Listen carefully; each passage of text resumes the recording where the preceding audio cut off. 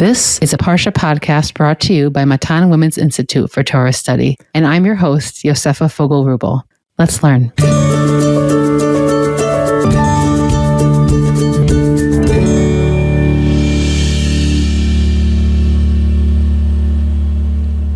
Welcome back to the Matan Podcast. I am thrilled to announce that after 4 cycles of Parshat Shavua, this year our podcast will shift its focus to the weekly Haftorah, the selected prophetic portion that complements the Torah portion. This will give us a chance to dig deep into other biblical books we haven't looked at until now, highlight different biblical themes, and meet new guests whose expertise lies in these prophetic vistas. This week's episode is sponsored by the Simchat Torah Challenge, a Jewish communal project inspiring tens of thousands of Jews to read the weekly parsha. The weekly English language email newsletter and website bring Torah and insights from Sefaria, Rabbi Jonathan Sachs, Chabad.org, Rabbi Maria Soloveitchik, Dr. Michal Biton, Sivan Rav Meir, Aleph Beta, and many others. To join free, visit simchattorahchallenge.org. That's simchattorahchallenge.org. I'll just say also that we're thrilled to be partnering with them this year, to be able to sort of have our audiences meet each other. It's really a pleasure and an honor. Be in touch with me at podcast@matan.org.il or at the Matan office to sponsor podcasts for the new year. It's a great way to mark your occasion and help this listening community grow. Parshat Breishit opens with the creation of the world, famously told in multiple ways in the Parsha's first 2 chapters. After this, we come across the story of Adam and Chava's sin, Cain's murder of his brother Hevel, modeled in many ways after the story of sins that come prior. The Parsha seamlessly rolls into genealogies of Cain and then Sheth, who eventually births Abraham, and they're often overlooked texts which tell us so much more than who birthed who. And the Parsha closes with the enigmatic unions of the sons of God, Bnei Elohim, coupling with the daughters of man, which seems to be a prologue to the story of the flood, demonstrating the kind of boundary overstep and immoral behavior that leads God to regret that he ever made man and thus decides to bring the flood. Before jumping into the Haftorah for this week, which is from Yeshayahu 42, I wanted to welcome back to the podcast my esteemed guest, Dr. Yael Ziegler. Hi, Yosefa. Hi, Yael. Yael is the director of the Matan Kivuni program and teaches Tanakh at Matan and Herzog College and lectures worldwide. Dr. Ziegler is the author of Promises to Keep, The Oath and Biblical Narrative, of Ruth from Alienation to Monarchy, and Lamentations, Faith in a Turbulent World. She is currently working on a forthcoming book on the book of Exodus. So, Yael, I'm really happy that you're here to open this new series with us. I'm so happy to be back. It's a surprise. I'm letting my audience also, all the listeners, I'm letting my listeners sort of process that news that they just received, that the topic of this podcast is switching. And before we jump into Yeshayahu, which is a really interesting choice, I think, of Haftorah for this week's Parsha, I just wanted to briefly discuss the origins of where Haftorah reading comes from. And the truth is that we don't really know. There are several theories. I'll just say that Rabbeinu Tam, he is of the opinion that this is part of the takanot of Ezra. In the Masechet Bava Kama, we have a list of takanot, of institutions or of practices that Ezra brought into the Jewish world as part of a more, I would say, sage-like leadership that was Ezra's leadership. And there we know that he institutes weekly Torah reading, also throughout the week. It does not say that he also institutes Haftorah reading, but Rabbeinu Tam says, well, maybe the Haftorah reading actually made its way in there as well. A much later opinion from the 15th century, the Rashbats, he says that no, it probably just came around because we wanted an opportunity to learn Nevi'im, and this was a way for it to happen. People weren't, they didn't have homes full of books in that kind of way, and this is a way for Am Yisrael to know the Nevi'im. Another really common explanation that makes its way around is that in the 2nd century BCE, when the Jews were under the rule of the Seleucid king Antiochus, they were forbidden to read the Torah. And so a theory goes around also that this was sort of the substitute, that they would read the prophetic readings instead of the Torah itself. This is an opinion that people sometimes hear about, but it wasn't articulated before the 14th century by the Abu Draham. So again, we don't have any testimony that this actually was the case earlier.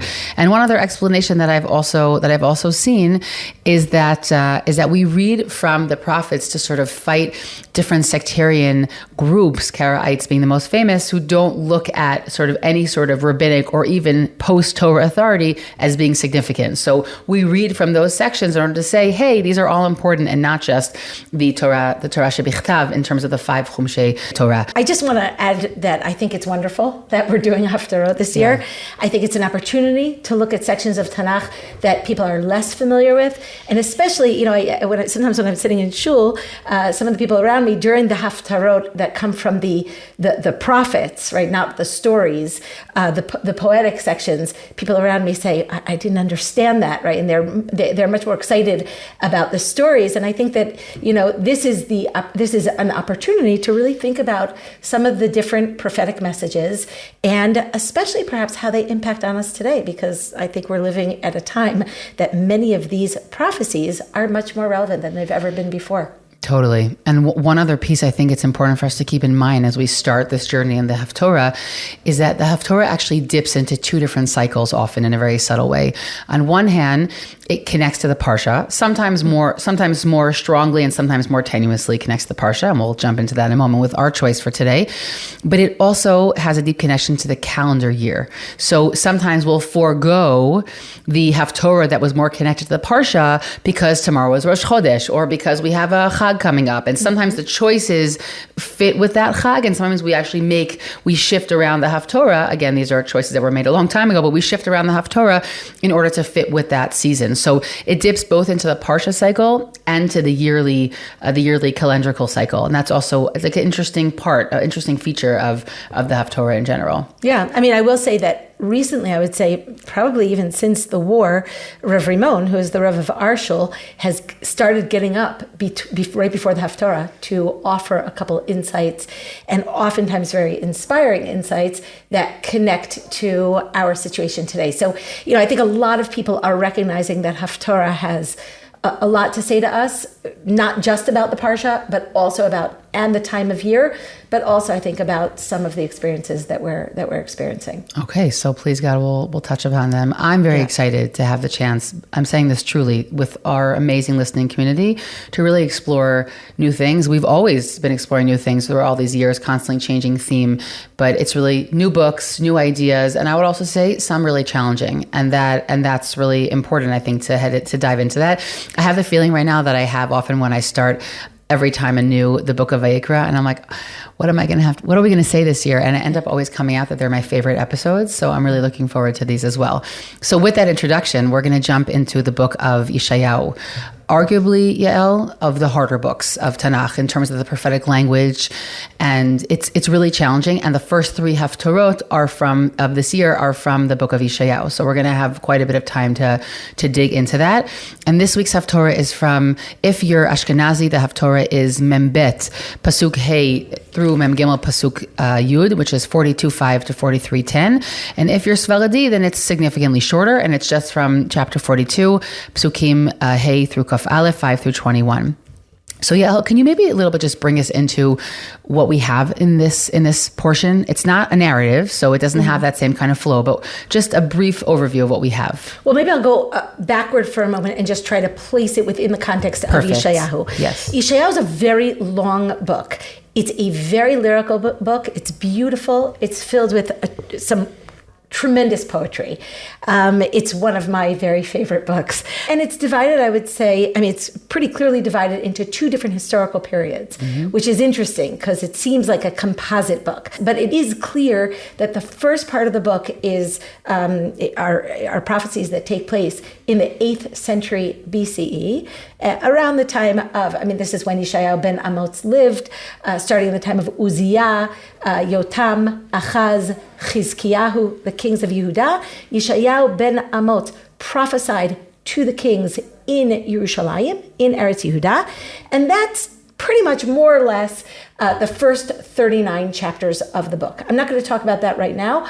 I want to turn our attention to the end of the book, which is chapters 40 through 66, which are clearly talking about a different time period. Again, without weighing in on which prophet when it originated. Which prophet said these prophecies. It's clearly talking about a post-exilic time, meaning after Yerushalayim was destroyed. Perek Samech Daled, chapter 64, describes the destruction of the Beit HaMikdash, the destruction of Yerushalayim, when they have already been in exile for quite some time. And the idea of these prophecies, certainly in the beginning prophecies, is to call the people back from exile. So the prophet has a very hard task because, first of all, the people have seen some very, very devastating things, right? The crisis of being, of watching Yerushalayim collapse and the Beit HaMikdash collapse and the Davidic dynasty disappear, and everything that I think that there was so much confidence and conviction that it would remain, and then to be forced out into exile. Now, the other challenge is that it's a fairly good exile in Bavel, right? They're not enslaved. They're doing pretty well. They've reconstituted themselves as a community. So this prophet has several challenges, and you see it over and over. He's trying to convince the people that, in fact, God still has power, right? God wants them to come back. The other thing is that at some point in these prophecies, namely at the end of chapter 44, the beginning of chapter 45, we have Yeshayahu, or the prophet here, turning to the people and telling them that Cyrus is God's servant, right? So who is Cyrus? Cyrus, of course, is the king in 539. He's the Persian king who has taken over from the Babylonians. He's the next empire, and he has begun to allow different peoples to go back to their homeland. They're not just talking about the Judean exiles, and to rebuild their Mikdash. Now, there's a lot of resistance to this, partially because Cyrus is a pagan king, right? Under what circumstances is our Yeshua, our salvation, coming from a Persian king? So these are just some of the issues that come up. We won't get into all the issues because we really want to dive into this particular prophecy, but it is important to understand that that's the backdrop, right? What this prophet is doing in Perek Mem Bet is talking to the Babylonian exiles. I also would just say, even to further concretize, if we want to place ourselves within other biblical works, let's remember that we're speaking sort of post most of the book of Yirmiyahu, if not all of it. Okay, likely. Yeah. We're post Yirmiyahu, but we're likely before Ezra and Nehemiah, right? So we have to understand that we're in the book of Yeshayahu, but we're really in a different time space. So it's important to think about that, because we often associate Yeshayahu with those earlier years that we know in terms of his actual lifespan. So in terms of just placing ourselves within the biblical landscape of the books. That's right. And probably before Haggai and Zechariah, who are the prophets of Shivat Zion. But again, it's hard to date the exact chapters. Yeah, and I agree with you. It's also less interesting. Some kind of trajectory here, where some of the chapters seem to be a little bit earlier. Some of the chapters, I think, more directly relate to what seems to be the prophetic failure to convince the Babylonian exiles to return. We know it's not a very successful aliyah, right? They don't come back en masse. So this is his challenge, and I think we see the challenge, from the beginning. But the real challenge that I think we're also going to see in our parsha is the theological challenge. How do you present the events that have happened within the context of a God who is still powerful, who still cares about his people, who is still expecting Am Yisrael to move forward in their quest for fulfilling their destiny and their legacy, and not just sort of, shunted to the side of history. A very prevalent theology in this time period was, well, God kicked us out of Israel, so he no longer wants us. Yeah. And the idea of saying, well, there could be a rekindling of that relationship, or the relationship has never died, it just is in a different stage. That's a theology that's still forming in this time period. And Yeshayahu in these prakim is going to be part of the forming of that theology. Yeah. So just in terms of our connection, I know we have so many themes we want to touch on. Just in terms of our connection to the story of Breishit, or the parsha of Breishit, it's not the most intuitive choice.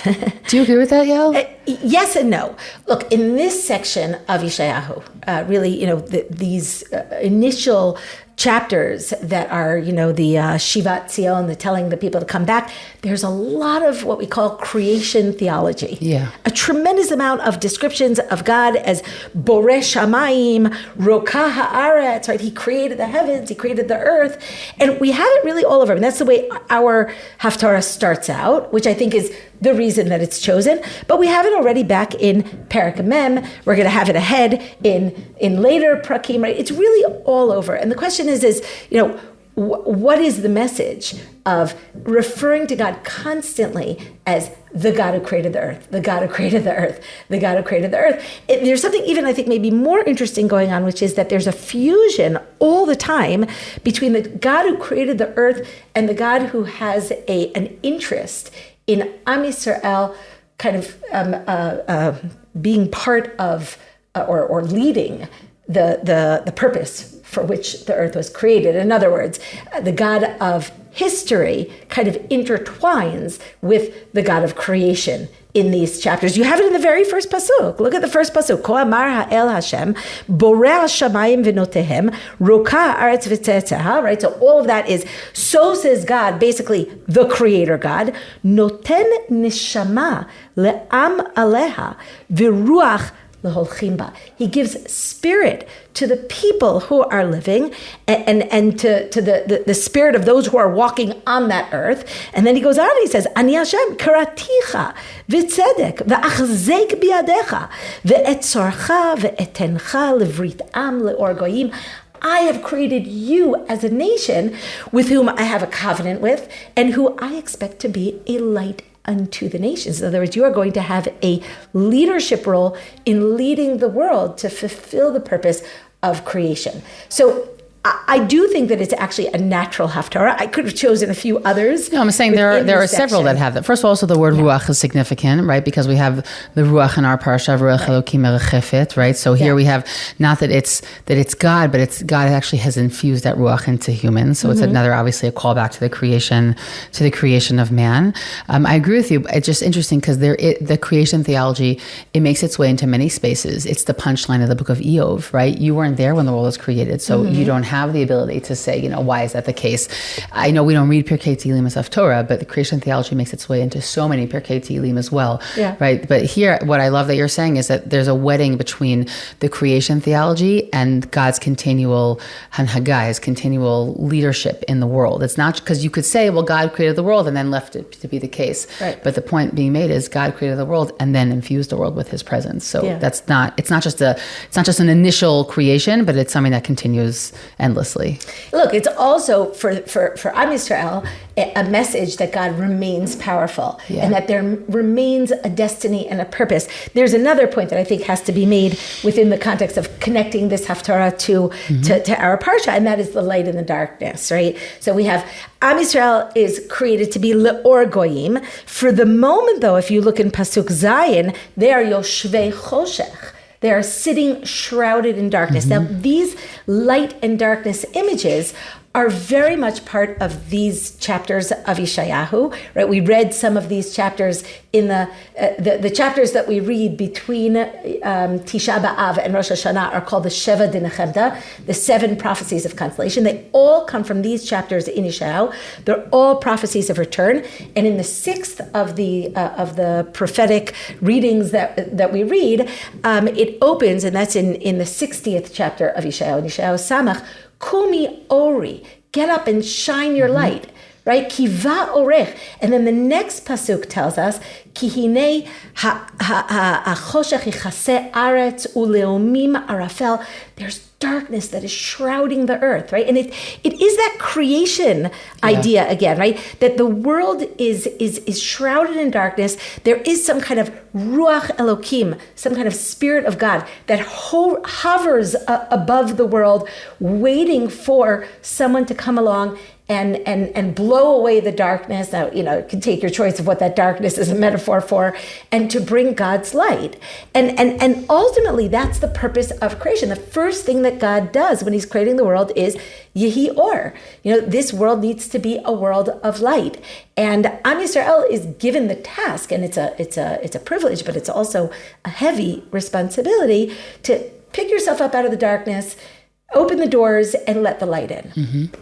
I cut off the question earlier, but just in terms of like some sort of flow in this Haftorah, do we have a flow, or we're really jumping from song to song essentially, or section to section? Yeah, there is a connection, but they're thematic connections. Yeah, they're thematic connections. That's very, very characteristic of these chapters in Yeshayahu as opposed to the earlier ones, where these chapters, they have a kind of a lyrical flow. Okay, so one other connection to this that I think is really, it's filled, it's an idea that fills the whole section, but it comes up over and over in our Haftorah, is the notion that Am Yisrael is blind, right? And that part of the return is to open their eyes, right? So we have it here in verse 7, and then we have it again in verse 16, right? When God is bringing Am Yisrael back, he says, I'm bringing back these ivrim, these blind people.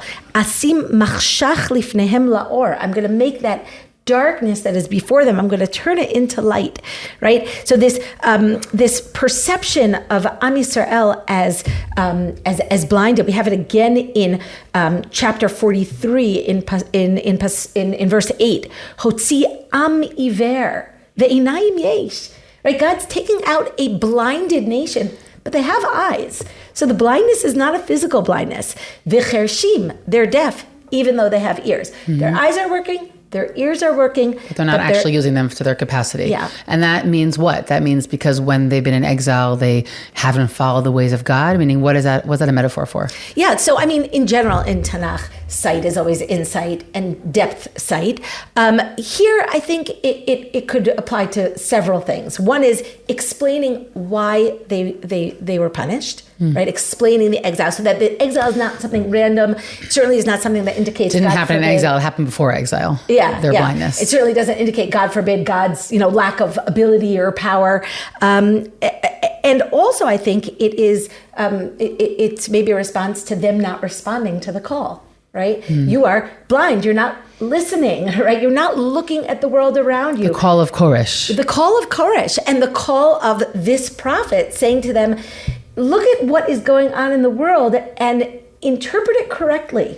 And if you misinterpret it, and if you miss the call of Geulah, you only have yourself to blame, because you are being willfully blind to something which is out there for you. Basically, it's a call to look at the events of the world and to interpret it within the context of God's choreography, God's orchestration of the events. So, all of this blindness is also connected, I think, to the darkness that we spoke about. Okay, so we have in Pasuk Yud, we have Shiru LaHashem shir chadash tilato miktzeh haaretz yordei hayam umlo'o iyim veyoshvehem. We have this idea of this new song. Now, it doesn't only appear here in this Pasuk. So let's talk a little bit about this idea of a shir chadash. What does that mean? So the shir chadash actually appears 7 times in Tanakh. 6 of them in Sefer Tehillim. Those are the ones that we're more that we say also. With, right? We say them in Kabbalat Shabbat, some of them, and once here. Okay, so what is the Shir Chadash? So, many of the Parshanim, here specifically, Radak says it on this Pasuk,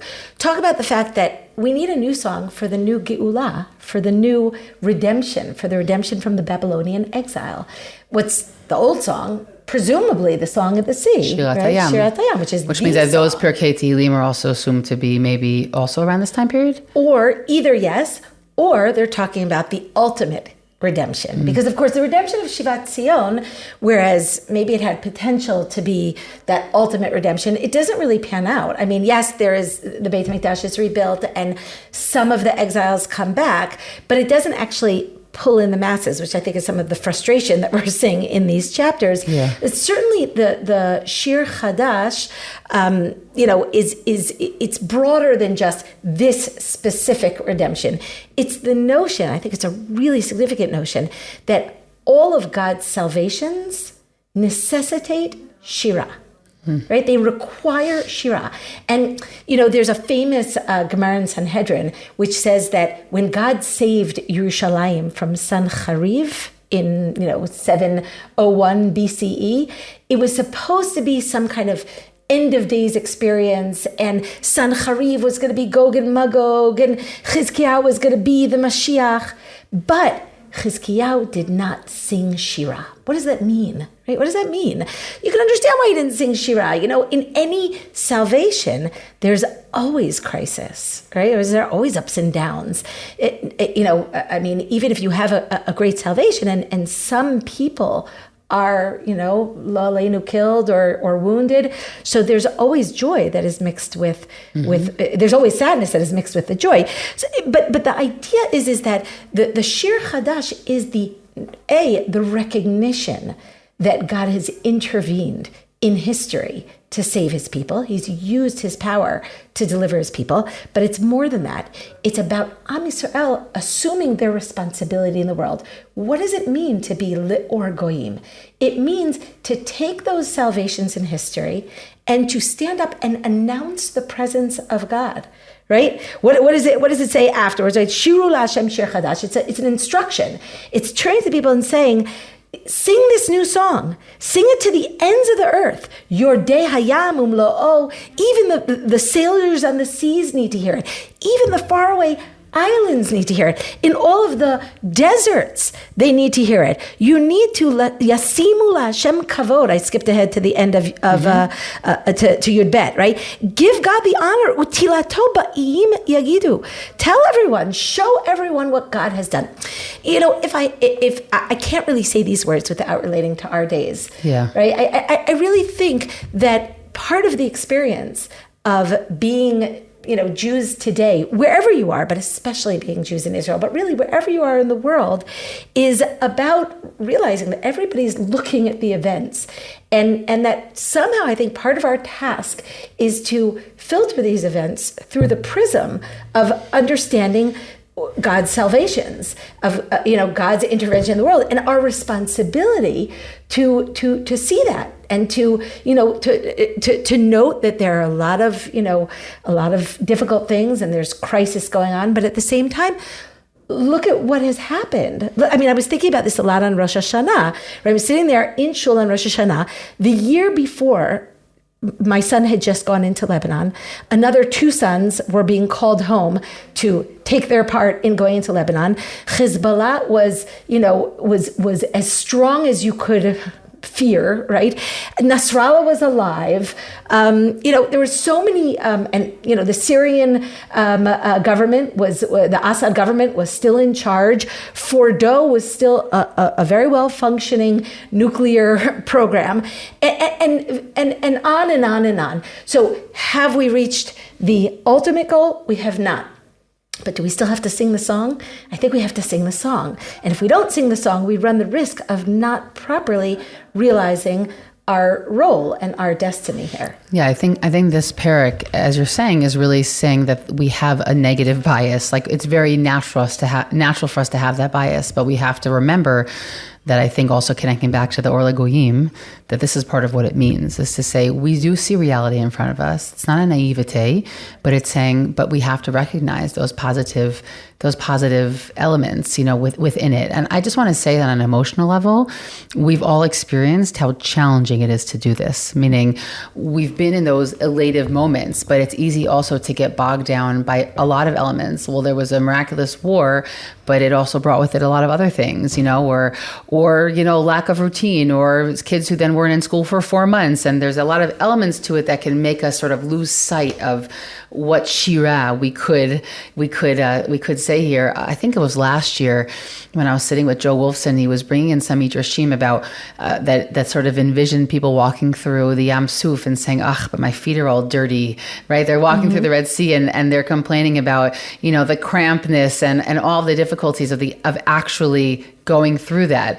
And the point of the Midrash was that it's very easy to lose sight of the miracle that, oh my goodness, the sea just parted for you, for the frustrations of what it means on a very visceral daily basis. And I think that this nivuah is calling for us to rise above ourselves. Our regular selves tend to get stuck in the quagmire of the real tragedy and the loss that, as you said, often comes along with salvation, and is saying we have a mission to be higher than that, is to raise ourselves above what is objectively challenging and to create something beautiful and lyrical out of it. Yeah, well, I mean, I think even that Yam Suf imagery appears later in the chapter, but in a very interesting way. If you look in Pasuk Tedvav, in verse 15, what does God say here? God says, Achriv Harim Ugvaot. I will destroy mountains and hills. V'chol esbam ovish. And I'm going to dry up all the grass. V'samti naharot li'im v'agamim ovish, right? I'm going to take these neharot, these rivers, and I'm just going to make them islands. I'm going to dry up the water sources. So when you look at this pasuk, it looks very destructive, right? But what is he really saying? He's saying, I'm doing this for you. There is in order to bring you back. I'm going to bring you back. What's the next pasuk? V'holachti ivrim b'derech lo yadau, b'netivot lo yadau adrichem asim achshach lifnehem laor makashim lemishor. I'm going to take all those twisty roads. I'm going to make them straight. You think you're seeing destruction. You think you're seeing something that is frightening and negative, but ultimately when you're on the other side, you'll see, all of that smoothed the way for something that is part of God's plan. But I mean, look, I think you also see within the negative how difficult a time this prophet is having, right? He says, how does he conclude this whole description of destruction for the purpose of redemption? He says, Ela hadvarim asitim v'lo azavtim. These are the things that I'm doing for them. I didn't leave them. Like it's so hard. And I think this also comes down to our situation right now, Am Yisrael, in Eretz Yisrael. It's so hard to see past the pain. And I think maybe another good example. I don't think everybody does, by the way. I think there's going to be people in society that can't rise above the pain. But there are other people who can for their own personal circumstances. And then maybe it's their job to sing that Shir Chadash. Maybe. But again, I mean, I think I'm talking more in a collective sense than in an individual sense. I mean, human beings I'm saying have their groups within the broader collective, meaning there are people who simply won't be able to go to that space, but other people will. Yeah. The other song that we have, or the other piece of Jewish literature that we have that speaks to this, is the song Dayenu that we sing on Seder night. This idea that every stage in which we find ourselves, we can find something to praise God for, something to say Hallel for, and something that I think also obligates us to say Hallel. So maybe we didn't get to the end. Maybe we're not in, a place that the place that we want to be, which is certainly the case. But that doesn't mean that we shouldn't stop and take stock and be able to recognize God's role here and our role within this process of history that seems to have centered on us here in Israel in such an unnatural way. In the next chapter, which again is still the Haftorah for Ashkenazim, in the 43:9, it says Kol hagoyim nikbetzu yachdav v'yasvu leumim, right? That all these nations are going to gather together. And again, this is bringing us back to the point of that we're supposed to be this or lagoyim, which again, we're not delving into the broader theology of what that means, but just specifically in this parak. And what are they going to do? They're going to listen, essentially, I think, to all this song, to what Am Yisrael is saying.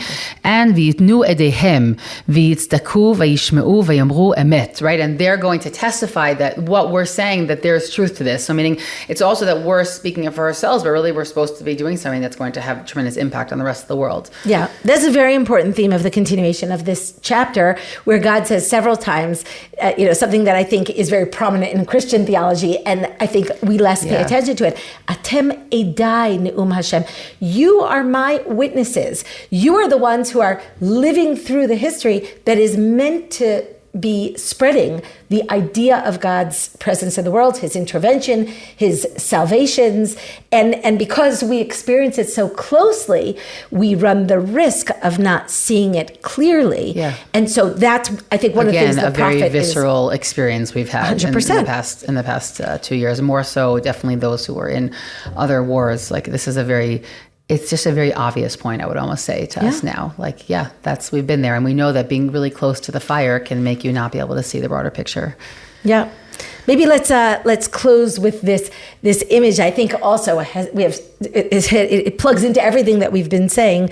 The image in Pasuk Yud Daled. Hechesheti meolam acharish et apak kayoleda ef'eh eshom ve'eshaf yachad. It's a really powerful pasuk because it actually is trying to describe the experience of a woman in childbirth. And it's God speaking, right? God By the way, the most female imagery is in the second half of Yeshayahu. It comes up, the most times that you have God being described as a mother, it's mostly in the second half of Yeshayahu. Yeah. Really? I mean, I love that last pasuk that we have in Yeshayahu Samech Vav. Yes. Right? Where Ki'ish asher imo tinachamenu, like a man whose mother is comforting, Ken anochi anachamchem. Right? That's how I'm going to comfort you. Yerushalayim tinuchamu. Right?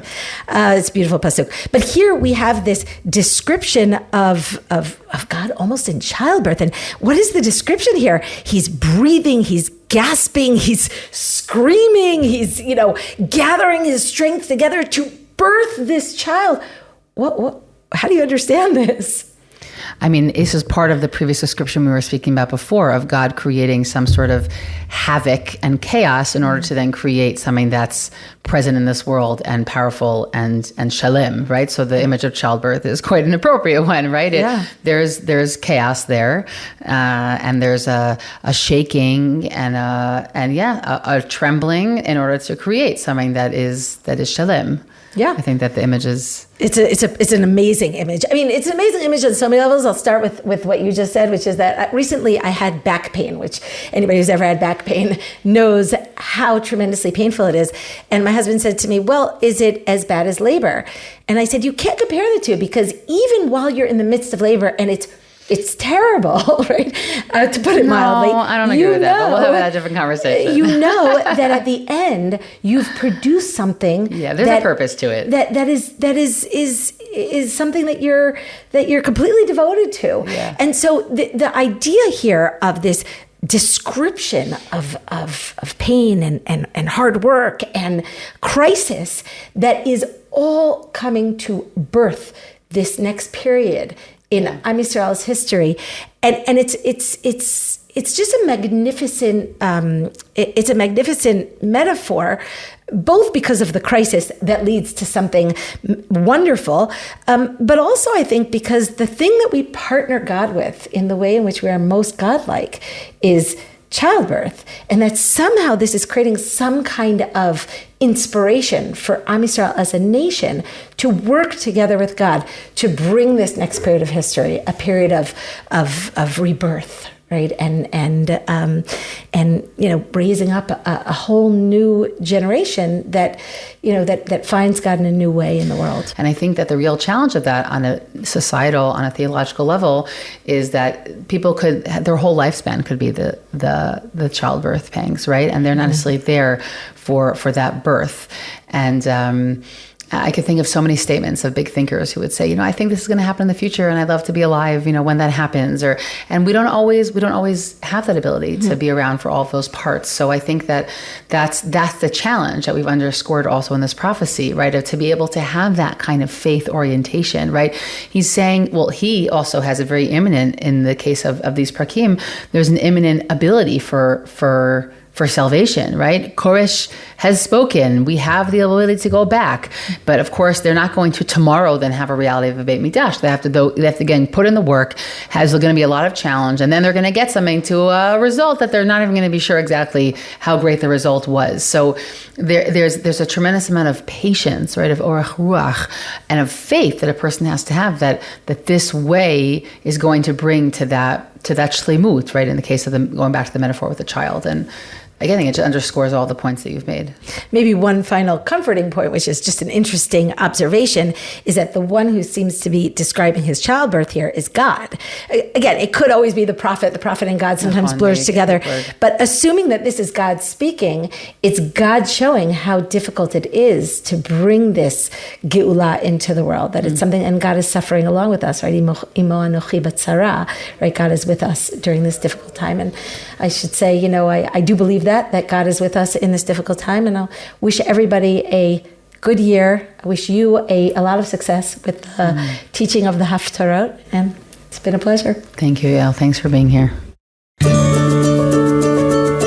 Thanks for listening to this week's episode from Matan Women's Institute for Torah Study. If you would like to sponsor an episode, please contact the Matan office or email me at podcast@matan.org.il. Please do us and all women's Torah learning a favor and share this episode with all of your friends and family.